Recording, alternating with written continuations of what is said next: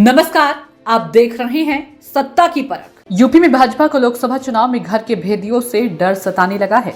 लोकसभा उम्मीदवार चयन में स्थानीय नेताओं को तरजीह नहीं दी गई है, जिसका खामियाजा भाजपा को 3 चरणों में भुगतना पड़ रहा है। तीनों चरणों में मतदान कम होने और कार्यकर्ताओं तथा भाजपा के जनप्रतिनिधियों की उपेक्षा के चलते बीजेपी के अधिकांश लोकसभा उम्मीदवारों को बीजेपी बहुल्य क्षेत्र में कम मतदान की मार को झेलना पड़ा है।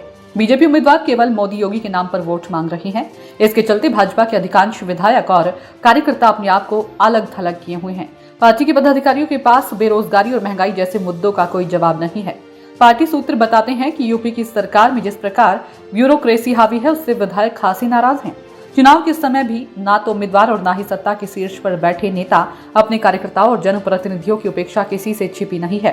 बीजेपी के 3 चरणों में 400 पार नारी की हवा निकल चुकी है। इसी को भांपते हुए बाकी बचे 4 चरणों में जनप्रतिनिधियों को साधने के लिए भाजपा के राष्ट्रीय अध्यक्ष जेपी नड्डा ने यूपी के एमएलए और एमएलसी से साफ कहा है कि अगर आपके अपने सांसद से कोई मतभेद या मनभेद है तो उसे भूलकर चुनाव जिताने में जुटें। हर कोई चुनाव जिताने के काम में जुट जाए। पहले चरण में मेरठ, मुजफ्फरनगर, शामली, पीलीभीत, रामपुर आदि लोकसभा सीटों पर बीजेपी उम्मीदवारों के विरोध पार्टी की रैलियों में देखने को मिला। तो वहीं दूसरे व तीसरे चरण में तो स्थिति और भी खराब रही। इसके बाद भी बीजेपी के राष्ट्रीय अध्यक्ष अपने कार्यकर्ताओं और जनप्रतिनिधियों का हौसला बढ़ाने के लिए यह कहने से नहीं चूकते हैं कि 3 चरणों में भाजपा ने बढ़त हासिल कर ली है। अब सभी को जीत का मार्जिन बढ़ाने पर काम करना है। यदि बीजेपी में सब कुछ ठीक था तो राष्ट्रीय अध्यक्ष जेपी नड्डा को बैठक लेने की क्या जरूरत थी, वो भी ऐसे समय जब चुनाव पीक पर है। जेपी नड्डा ने यूपी के एमएलए और एमएलसी से कहा कि अपने अपने क्षेत्र में माहौल बनाने में जुट जाएं। भाजपा सारी सीटें जीतें, इसलिए सबको अपनी 100% जिम्मेदारी निभानी होगी। उन्होंने कहा कि मोदी सरकार के 10 साल के अच्छे कार्यों के चलते भाजपा को जन समर्थन मिल रहा है। अब पार्टी कार्यकर्ताओं को केवल मतदाता से संपर्क करने पर फोकस करना है। इसके लिए विधानसभा प्रमुख और बूथ समितियों के साथ बूथ पर रहने वाले भाजपा के पदाधिकारियों और कार्यकर्ताओं को भी अपनी जिम्मेदारी लेनी होगी। नड्डा यहीं नहीं रुके, आगे कहा कि हर विधानसभा क्षेत्र में एमएलए और एमएलसी मिलकर पिछली बार पड़े वोटों का रिकॉर्ड तोड़ने में जुट जाएं। इससे साफ है कि बीजेपी में सब कुछ ठीक नहीं है। 3 चरणों के मतदान के बाद स्थिति और खराब हुई। बीजेपी बहुल्य मतदाता वाले क्षेत्रों में मतदाताओं की आरुचि ने बीजेपी के सामने संकट खड़ा कर दिया है। जेपी नड्डा ने पार्टी पदाधिकारियों को बूथ प्रबंधन के भी टिप्स दिए। उन्होंने कहा कि सभी पदाधिकारी हर घर कम से कम 3 बार जरूर पहुंचे। साथ ही विधानसभा प्रमुख अपने क्षेत्र के सभी वोट पर फोकस करें।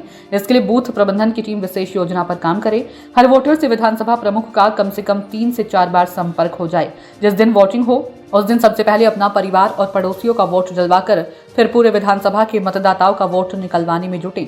हर वोटर के बारे में सारी जानकारी पार्टी के विधानसभा प्रमुख के पास होनी चाहिए। कौन वोटर कितने बजे आया, उसका वोट पड़ा या नहीं पड़ा। इसके बाद जिनका वोट नहीं पड़ा उन्हें प्रेरित किया जाए। इससे साफ है कि 3 चरणों के बाद पार्टी के राष्ट्रीय अध्यक्ष को बूथ प्रबंधन की बात याद आई। इसके लिए विधिवत बैठक कर निर्देश दिए गए। सियासी जानकारों का कहना है कि 3 चरणों में बीजेपी कुछ खास नहीं कर पाई है। बीजेपी के प्रति मतदाताओं की उदासीनता ने बीजेपी के राष्ट्रीय नेतृत्व को हिलाकर रख दिया है। ऐसे में यूपी अभी आधी से अधिक सीटों पर चुनाव होना है। अगर हालात यही रहे तो बीजेपी का 400 पार का नारा हवाई साबित हो जाएगा। जनता महंगाई, बेरोजगारी, भ्रष्टाचार से परेशान है। यूपी के नौजवान पर्चा लीक के चलते पिछले 7 सालों में एक भी परीक्षा नहीं दे सके हैं। इन सब बातों को बीजेपी गौण किए हुए हैं, जिसके चलते बीजेपी पदाधिकारी आम जनता के बीच जाने से कतरा रहे हैं। जेपी नड्डा की बातों का कितना असर यूपी में दिखाई देगा, यह तो आने वाला समय ही बता पाएगा। सत्ता की परख के लिए अवधेश कुमार सिंह की रिपोर्ट।